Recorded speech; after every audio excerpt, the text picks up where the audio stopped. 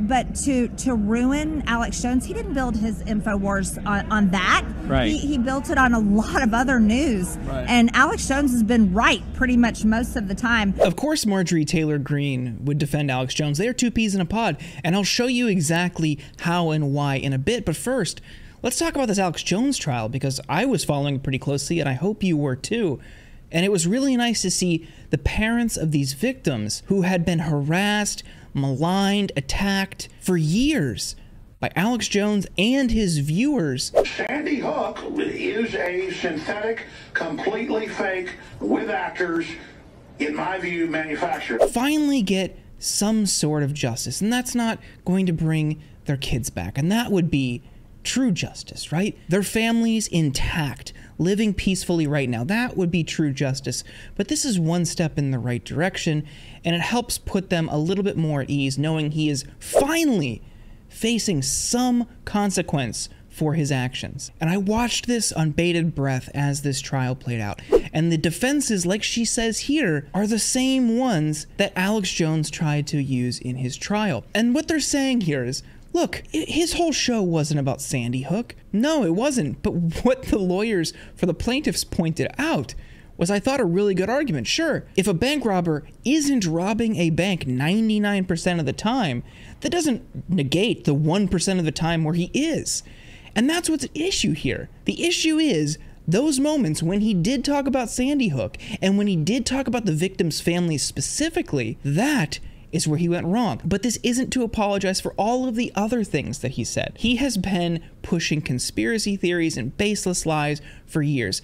Some relatively harmless and kind of funny, but others are really, really dangerous and totally outlandish. Alex Jones is totally outlandish. He isn't rooted in reality, and in fact, his lawyers in another case made that exact argument. They said this is just performance art. You shouldn't believe anything he says. And that isn't really a sound argument when he portrays himself as a news organization. But still, he has done some real damage with the things that he said. And unfortunately, a lot of people believe it, because the way that stuff spreads online, it gets into other parts of the internet where the less educated spend their time, and I'm talking specifically about people like Marjorie Taylor Greene. And you can see her parrot some of these things. From QAnon conspiracies to the Jewish space lasers, she has pushed conspiracy theories throughout her time as a member of Congress, and certainly before then, because she came out of the internet posting conspiracy world. That's really where she got her start in politics and built up a base. But she also discredits and attacks school shooting survivors. Take a look. David, why are you supporting the red flag laws? If Scott Peterson, the resource officer at Parkland, had done his job, then Nicholas Cruz wouldn't have killed anybody in your high school, or at least protected them. Why are you supporting red flag gun laws that attack our Second Amendment rights?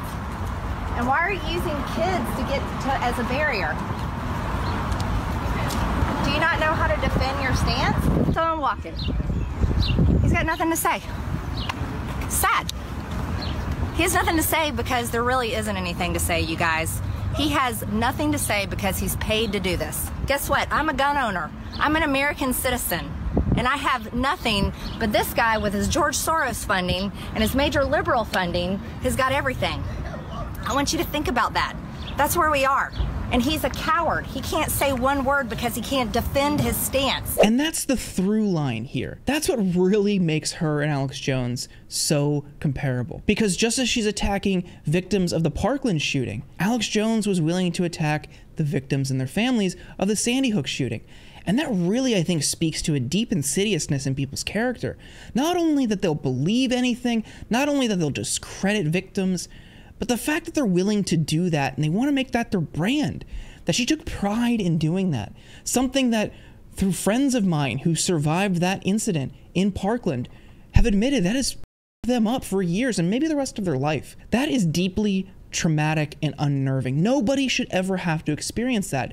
And it really speaks to a deep-seated evil in these people, that that's something they want to attack. And it is truly repugnant.